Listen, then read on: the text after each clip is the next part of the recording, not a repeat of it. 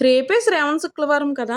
So, అందుకని నేను మీ అందరి ముందుకు అమ్మవారికి ఎంతో ఇష్టమైన నైవేద్యం అనేది నేను తీసుకొచ్చానండి. చూసారు కదా! పులిహోర అంటే అమ్మవారికి ఎంతో ఇష్టమైన నైవేద్యం అండి. హాయ్ అండి. Welcome to Surekha cooking videos. మీరు గనక నా వీడియో ఫస్ట్ టైం చూస్తున్నట్లయితే ప్లీజ్ సబ్స్క్రైబ్ చేసుకోండి. ఇంకెందుకు లేటు వచ్చేయండి మన వంటింట్లోకి. ముందుగా మనమైతే బియ్యం శుభ్రం చేసుకుందామండి. బియ్యం శుభ్రం చేసుకోవాలి. నేనైతే గిద్ద మైసూర్ బియ్యం తీసుకున్నాను. ఇవైతేనే మనకి చాలా పర్ఫెక్ట్‌గా వస్తుంది. పులిహోర అనేది చూడడానికే కాదు తినడానికి కూడా చాలా బావుంటుంది కదా! సో, పులిహోర చేసుకుంటే మీరు కూడా గిద్ద మైసూర్ రైస్‌తో చేసుకోండి. సో, మనం రైస్ ఉడకపెట్టుకుని అదే రైస్ వార్చుకుని దాంట్లో రైస్ వేసేసుకొని శుభ్రంగా కడిగేసుకుని నీళ్ళు వేసుకుని స్టవ్ మీద పెట్టేసుకుందామండి. మనకి చాలామంది ఏంటంటే రైసు వార్చరండి, ఎగిరి పెట్టేస్తారు. సో, పులిహోరకి అనేది రైస్ వారిస్తేనే బాగుంటుంది. స్టవ్ ఆన్ చేసుకుని మనం గుండుగులో బియ్యం కడుక్కు పెట్టుకున్నాం కదా, ఇదైతే అన్నం వార్చేసుకోవాలండి. ఈ లోపల అన్నం ఉడికే లోపల ఒక మిక్సింగ్ బౌల్ తీసుకుని చింతపండు వేసుకుందాం. అమ్మవారికి ఎంతో ఎంతో ఇష్టమైన పులిహోర చింతపండు పులిహోర అండి. సో, ఈ సంవత్సరం వరలక్ష్మీదేవి వ్రతానికి మీరు కూడా అమ్మవారికి చింతపండు పులిహోర నైవేద్యంగా చేసి పెట్టండి. సో, నేను చింతపండులో అయితే వాటర్ వేసేసుకుని నానబెట్టుకుంటాను. ఈ లోపల కావాల్సిన తాలింపు అంతా కూడా తీసేసుకుందాం. మినప్పప్పు, పల్లీలు, శనగపప్పు, ఆవాలు. సో, చూసారు కదా, ఇవన్నీ కూడా మనకు కావాల్సిన ఇంగ్రీడియంట్స్ అండి. ఎండుమిర్చి, బాగున్న ఎండుమిరపకాయలే తీసుకోండి. ఎండుమిర్చి అయితే నేను ఒక తవుడు పులిహోరానికైతే నేను ఈ కొలతలు చెప్తున్నాను. ఒక తవుడు పులిహోరానికి, ఒక తవుడు రైస్‌కి పులిహోరం ఈ కొలతలు అయితే నాకు ఒక 5 ఎండుమిర్చి అయితే పడింది. చూసారు కదా, ఈ క్వాంటిటీలన్నీ మీకు తెలుస్తున్నాయి కదా, అలాగే చేసుకోండి. నార్మల్గా అస్తమానం చేసుకునే వాళ్ళకి తెలుస్తాయి, బట్ కానీ కొత్తగా చేసుకునే వాళ్ళకి తెలియదు కదా. ఇంగువ కూడా తీసుకోండి. ఇంగువ అనేది మనకి చూడండి స్టోన్స్ టైప్లో వస్తుంది, అదైతే తీసుకోవద్దు. ఇలా మనకి పౌడర్లోనే తీసుకోండి. ఇంగువ అనేది టేస్ట్ ఫ్లేవర్ బాగుంటుంది. పులిహోరలో టేస్ట్ ఇచ్చేది ఇంగువ కదా. సో, నెక్స్ట్ ఇంగ్రీడియంట్స్ వచ్చేసి పచ్చిమిరపకాయలు, అల్లం, కరివేపాకు, కొత్తిమీర, ఇవన్నీ కూడా ఖచ్చితంగా ఉండవలసిన ఇంగ్రీడియంట్స్ అండి. సో, రైస్ అయితే కుక్ అయిపోతుంది. మనకైతే మెయిన్ పులిహోరకి అన్నం అనేది చాలామంది ఏం చేస్తారంటే వార్చరండి, ఎగర పెట్టేస్తారు. మనకి అన్నం అనేది వార్చేసుకోవాలి. సో, నేను వార్చేసుకున్నాను కదా, అందుకని నేను ఇప్పుడు చింతపండు అనేది సెపరేట్ చేసుకుంటున్నానండి, గుజ్జు తీసేసుకుంటున్నాను. ఇదైతే చింతపండులో ఎక్కువ వాటర్ అనేది వేసుకోవద్దు, తక్కువ వాటర్ వేసుకుని మనకి చిక్కగా చింతపండు గుజ్జు తీసుకుంటే మనకి ఆ రోజు మార్నింగే తొందరగా అయితే అవ్వాలి కదా. అందుకని తక్కువ చింతపండు గుజ్జు అనేది చిక్కగా తీసుకుంటే కనుక మనకి తొందరగా కుక్ అయిపోతుంది. ఈ లోపల మనం చింతపండు తాలింపు పెట్టుకునే ముందు రైస్ అనేది తీసేసుకుని పక్కన పెట్టేసుకుని కొద్దిగా ఆయిల్ వేసుకుని కలిపేసుకుంటే ఇక్కడ రైస్ అనేది మనకి ఏ మెతుకు ఆ మెతుకు చాలా సెపరేట్గా అందంగా కనిపిస్తుంది కదా. సో, అందుకని వేడివేడి రైస్లో వేరుశనగ నూనె వేస్తే ఆ స్మెల్లే వేరండి. సో, అందుకని మీరు కూడా వేడివేడి రైస్లో ఒకసారి వేరుశనగ నూనె వేసి బాగా కలిపేసుకుని పక్కన పెట్టేయండి. ఈ లోపల ఆ వేరుశనగ నూనెకున్న ఆ మంచి స్మెల్ అరోమా అంతా కూడా రైస్కి పట్టేస్తుంది. రైస్ కూడా చల్లారిపోతుంది. ఈ లోపల స్టవ్ ఆన్ చేసుకుని ఒక కడాయి పెట్టుకోవాలండి. ఇప్పుడు కూడా నేను వేరుశనగ నూనె వేసుకుంటున్నాను. సో, మనకి పులిహోర అనేసరికి టేస్ట్ ఇచ్చేది వేరుశనగ నూనె అండి.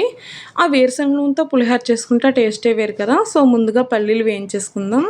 పల్లీలు అనేది మనకు కొంచెం తొందరగా ఫ్రై అవ్వవు కదా. నెక్స్ట్ శనగపప్పు అండి, పచ్చి శనగపప్పు కూడా వేసుకుని మనం ఫ్రై చేసుకోవాలి.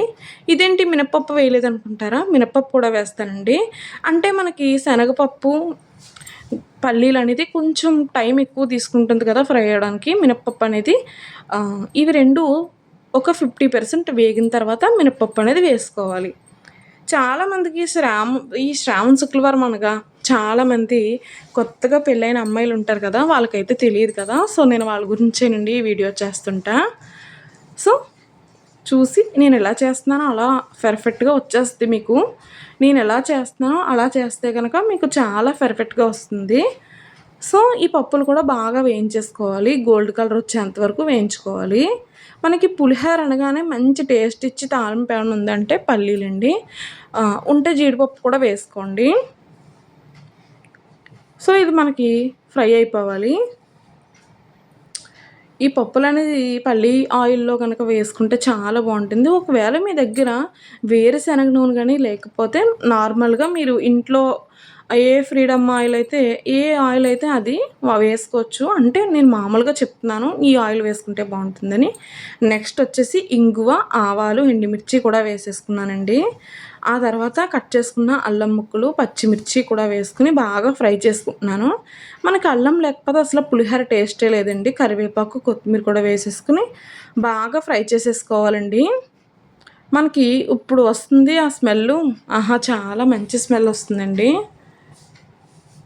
సో పులిహోర కనుక ఈ స్టైల్లో చేస్తే మాత్రం చాలా బాగుంటుందండి. ఇదైతే మనకి మొత్తం బాగా ఫ్రై చేసేసుకోవాలి. సో ఇప్పుడే పసుపు వేసేసుకుంటున్నాను.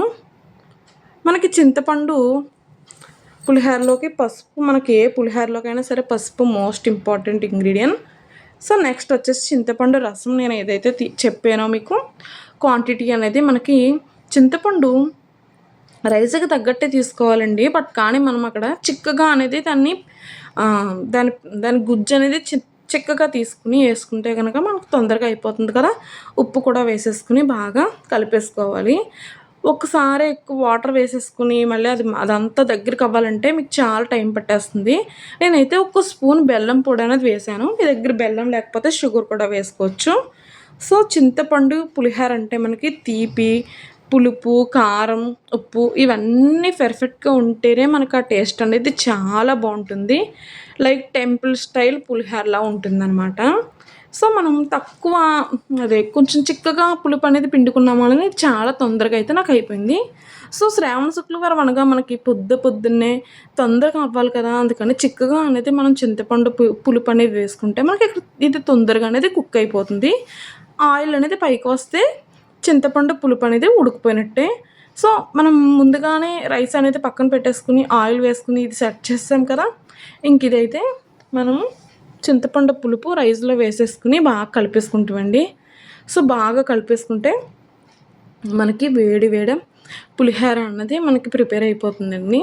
చూసారు కదా నేను ఎలా కలుపుకుంటున్నాను, అలాగే మీరు కూడా కలిపేసుకోండి. నేనైతే ఒక 1/2 kg రైస్ అయితే చేస్తున్నానండి.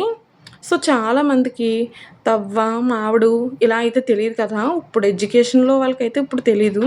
సో అందుకని వాళ్ళ గురించి కూడా నేను చెప్తున్నాను, వాళ్ళకి తెలిసేటట్టు. నేనైతే 1/2 kg రైస్కి చేసుకుంటున్నానండి. ఇవన్నీ కూడా ఒక 1/2 kg రైస్కి తీసుకున్నాను నేను ఈ క్వాంటిటీస్. మీరు ఒకవేళ ఇంకా తక్కువ రైస్ కానీ తీసుకుంటే నేను తీసుకున్న దాంట్లో ఇంకా తగ్గించేసి మీరు తీసుకోండి క్వాంటిటీ అనేది. సో అయిపోయింది కదా, పులిహోర అనేది చాలా కలర్ఫుల్గా వచ్చింది. సో ఇంతేనండి మనకి పులిహోర. చూసారు కదా, ఇంక నేను సర్వింగ్ బౌల్లోకి అయితే వేసేసుకుంటున్నాను. సో ఈ స్టైల్లో చేసి కనుక మీరు అమ్మవారికి శ్రావణ శుక్రవారం రోజు, అంటే రేపే కదా శ్రావణ శుక్రవారం, అమ్మవారికి నైవేద్యంగా ఇది నివేదించారంటే ఖచ్చితంగా మీరు అనుకున్న కోరికలన్నీ తీరుతాయండి. సో చూసారు కదా, చూస్తుంటేనే ఏ మెతుకు ఆ మెతుకు చాలా అందంగా కనిపిస్తుంది. చాలా చాలా బాగుందండి. Thank you for watching my video. ఈ వీడియో కనుక మీకు నచ్చినట్లయితే ప్లీజ్ లైక్ చేయండి, షేర్ చేయండి, సబ్స్క్రైబ్ చేసుకోండి.